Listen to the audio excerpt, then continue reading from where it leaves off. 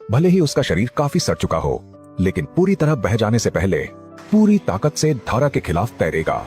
उस जगह लौटने के लिए जहां उसका जन्म हुआ था, वह एक सैल्मन है और लोग उसे प्रवासी राजा भी कहते हैं। लेकिन उसके टूटते शरीर पर जो ताज है, उसमें 30,000 किलोमीटर की थकान के निशान हैं, 7 साल की उसकी भटकन और उसके कबीले की अनगिनत कुर्बानियां।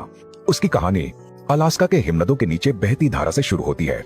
तब वह अभी पतली पारदर्शी झिल्ली में लिपटा भ्रूण था, नदी के तल की गर्माहट में पृथ्वी के गुरुत्वाकर्षण का खिंचाव महसूस करता हुआ।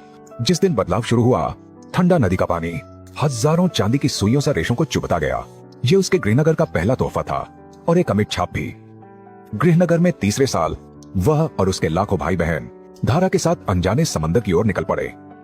उसे तब नहीं पता था कि यह विशाल जलराशि जो धरती का 71% है, उसकी जिंदगी का आखिरी मैदान बनने वाली थी। और उसे यह भी नहीं मालूम था कि यह बिछड़ना पूरे 7 साल का होगा। जिंदगी और मौत के बीच का फासला। समंदर में भटकते उन सालों में उसने अपनी पार्श्व रेखा से पृथ्वी के चुंबकीय नक्शे को पढ़ना सीखा। जैसे लोग ऑरेकल हड्डियां पढ़ते थे, वैसे ही उसने समुद्री धाराओं की गुप्त भाषा समझ ली। जब गहरे समंदर में झींगों के झुंड नीली चमक बिखेरते, वह उनके निशानों का पीछा करता। उसके शरीर में जमा ऊर्जा सिर्फ चर्बी नहीं थी, वही घर लौटने का ईंधन भी थी। 7 साल बाद एक शरद ऋतु में समुद्री पानी की नमकीनता में हल्का सा बदलाव उसके भीतर की जैविक घड़ी को जगा देता है। उसे समझ आ जाता है अब लौटने का समय है। तभी उसे एहसास होता है समंदर ने जो मजबूत शरीर दिया, वो इसी आखिरी यात्रा की तैयारी था। उन्होंने तारों की धूल से अक्षांश तय किया, धाराओं से सटीकता मिलाई और उत्तर की तरफ मानो डोर से खींचती कठपुतलियों की तरह 5,000 किलोमीटर की रात दिन की जाली पार करते हुए ठीक ठीक उसी नदी तक पहुंच गए जहां से वो आया था।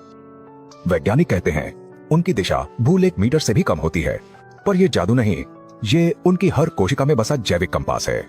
फिर भी धारा के खिलाफ यात्रा उसकी सोच से कहीं ज्यादा कठिन निकली। कोलंबिया नदी की तेज धारा मानो पिसाई की तरह उसे कसौटी पर चढ़ा दे। हर कदम पर समंदर में जमा की हुई ऊर्जा का थोड़ा सा हिस्सा चुकता करना पड़ता। पहला झरना पार करते ही उसके प्रवास का समय भांप चुके भालू चट्टानों पर ताक में बैठे मिलते। ये मोड़ धारा से भी ज्यादा खतरनाक था, हर छलांग जान की बाजी। लेकिन भालुओं से भी कठिन था ताजे पानी का असर। नदी में आते ही शरीर फिर से ढलना शुरू हुआ, मानो भीतर सब कुछ नई तरह से बन रहा हो। प्रतिरक्षा कमजोर पड़ने लगी, सूक्ष्म जीव और रोगाणु हावी होने लगे। शुरू में हल्की सी त्वचा उधरती, फिर धीरे धीरे पूरा शरीर जर्जर होता जाता, जब तक कि गहरी लालिमा क्या बात है सर, क्या बात है सर, क्या बात, ये बात है से भरा नाजुक सा न रह जाए और उसका जबड़ा हुक की तरह मुड़ जाए, जैसे तूफान में डगमगाता कोई पेड़। लोग कहते हैं वह बदसूरत दिखता है, पर उन्हें क्या पता ये बदली हुई देह, ये चमकते धब्बे गृहनगर के नाम एक जीता जागता समर्पण है। वैसे उसके लिए सबसे बड़ी चुनौती सड़न नहीं, भूख थी। पाचन तंत्र धीमा पड़ चुका था, अब वह खाना नहीं खा सकता था। वह केवल अपनी जमा पूंजी मांसपेशियां और ऊर्जा पर टिका रहा। उसे पेट की खाली खाली आवाजें साफ सुनाई देती, फिर भी वही ऊर्जा गलगल कर धारा के खिलाफ उसकी ताकत बनती गई। आखिरकार वह अपने जन्म स्थान लौट आया। नदी के तल का स्पर्श अब भी वैसा ही था जैसा 7 साल पहले। मादा सैल्मन अपनी पूंछ से रेत हटाकर छोटा सा घोंसला बनाती, मानो कोई पुराना धन्यवाद पत्र लिख रही हो। जो रस्म उसकी माँ ने उसे सौंपी थी, अब वही वह अगली पीढ़ी को सौंप रही थी। मिलन उतना ही छोटा जैसे जिंदगी की एक आह। मादा ने अपनी आखिरी ताकत से अंडों को उस उथले घोंसले में सुरक्षित ढक दिया और उसका शरीर तेजी से गिरने लगा। ये अंत नहीं था, बल्कि उसके असली मकसद की नई शुरुआत। जब उसकी पूंछ नदी के तल में टिक गई, एक पल को उसे लगा जैसे चांदी सी छोटी आकृतियां उसके टूटते शरीर के पास तैर रही हों।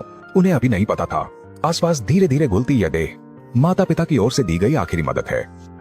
3 साल बाद वे भी अपने पूरे कबीले की याद अपने साथ लिए समंदर की गहराइयों की तरफ बढ़ेंगे और यही मार्मिक चक्र फिर दोहराएंगे। यही सैल्मन का नियम है और मौत से जन्मी एक अमर कहानी भी।